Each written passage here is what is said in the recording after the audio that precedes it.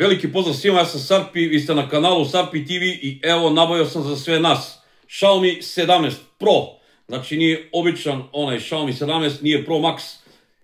Nije gotova sezona na Sarpi TV kanalu, iako smo radili presve godine i proglašenja telefona godine. Zašto ovaj telefon nije ušao u to? Zato što sam ga nabavio tek danas. I on će na globalu da se pojavi tek sljedeće godine. Ovo je kineska verzija. Pogledajte kakva kutija, pogledajte veličinu ove kutije, to je dužinu, širinu. Pokazat ću vam malo kasnije šta se nalazi u ovoj kutiji, a pre toga želim da vas pozovem.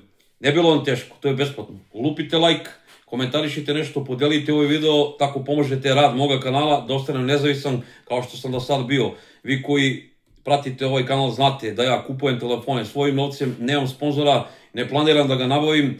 Vi koji ste slučajno sad naleteli isto, ne bilo vam teško zapratiti ovaj kanal ako ne želite da gledate bullshit marketing ili plaćene recenzije, želite da znate zaista kakvi su telefoni u realnim recenzijama, onda sam na pravom mestu. U nastavku pogledajte šta sve dolazi u ovoj kutiji i moje prve utiske o ovom telefonu. Pogledajte kolika kutija, ne može da mi stane u moj kadar. Znači, kako god da je namestim, štrči. Ogromna kutija, nije bio ovakvo pakovanje, kupio sam ga polovnog, telefon je star nekih 15 dana, evo čisto da vam pokažem šta se nalazilo u kutiji. Imamo punjač od 100 W, samo mi treba onaj adapter, to treba da kupim sutra, preksutra. Xiaomi je kabel, klasika USB Type A na Type C i imamo ovako originalnu ovu maskicu koja mi se ne sviđa, ona je od tvrde plastike kao Motorolina, pogledajte poslije 15 dana kako izgrabana, ne daj Bože, ali dečko mi je dao 4 maskice, tako da neću imati problema s tim. Nažalost, skinuta je fabrička folija, ali je u Kini još zalepljeno neko staklo, pogledajte, ni ne primećuje se kako je dobro odrađeno. Pogledajte ljudi telefon, pa ja sam oduševljen, ima zalepljeno i ovdje staklo, tako da je i ono malo mama zotinske prstiju, ali dobro, ostavit ćemo nešto i za recenziju. Ljudi, na prvu, ja sam oduševljen s ovim telefonom, evo ga moj primjerni telefon S25, pogledajte veličinu, ovo je 6,3 inč. Malo je veći od Samsunga, deblje, ali on ima i bateriju od 6300 mAh. Pogledajte, evo, jako su male razlike, ja sam ljudi oduševljen s ovim telefonom.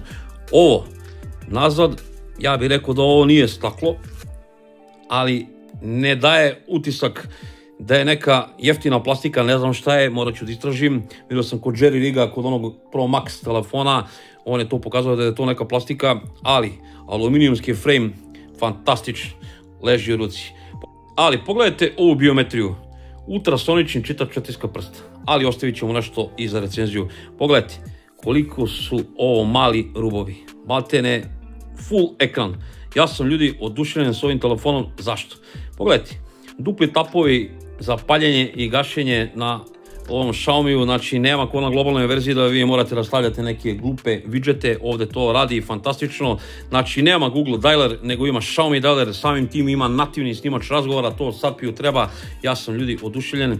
Ako uspem da namestim SLKT search, bit će odlično, pošto on ima Xiaomijev neki SLKT search, to je na kineskom, znači isto se zadrži ovdje, možete ovako da radite pretragu, isto pozivate kao Gemini, samo je to Hyper AI, znači evo pogledajte, znači pokreće se isto kao Gemini, potrudit ću se da to namestim, ako uspem da namestim, velika verovatnoća da će ovaj telefon ostati u mom posjedu. Iako nema eSIM, vidio sam neku opciju kako može eSIM da se koristi i u telefonima koji nemaju eSIM podršku, ali to je neka tema za neki sljedeći video.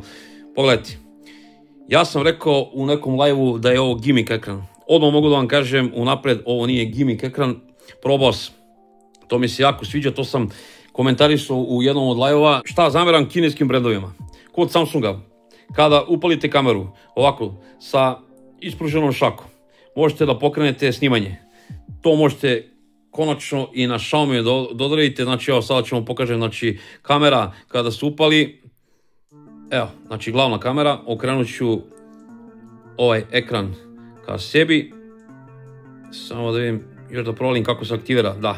Ovako svajpujemo i pogledajte ovo, sa ispruženom šakom pravim najbolji selfie u istoriji na Sarpi TV kanalu, što bi rekao onaj Markus sa onim Pro Maxom njegovim. Evo još jednom, ako niste ukapirali, znači s ispruženom šakom pokrećem selfie Evo, pogledajte.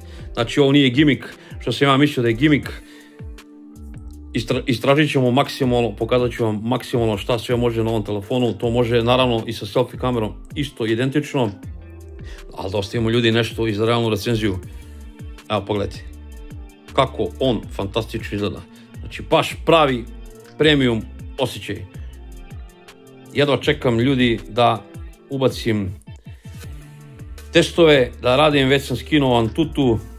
Najjači čip trenutno kažu da je jači i od Apple-ovog Bionic čipa, tako da nećemo više da gubimo vreme, odmah ga gazim, ubacio sam već svoju SIM karticu i u narednih par dana dušu vadim u ovom telefonu i molim Boga ljudi da ovaj telefon ostane kod mene. Ako uspijem da namestim onaj Srkato Srč, najverovatnije da će ovaj telefon da zameni ovog Samsunga, ali šta vam kažem, vidimo se ljudi u realnoj recenziji i opet kažem, ne bilo vam teško, lupite like, komentarišite nešto, podelite ovaj video, nemoj da vas mrzi, to meni znači, vama ne znači ništa i pritom je besplatno. Puno pozdrava od Sarpija, ljubi brat.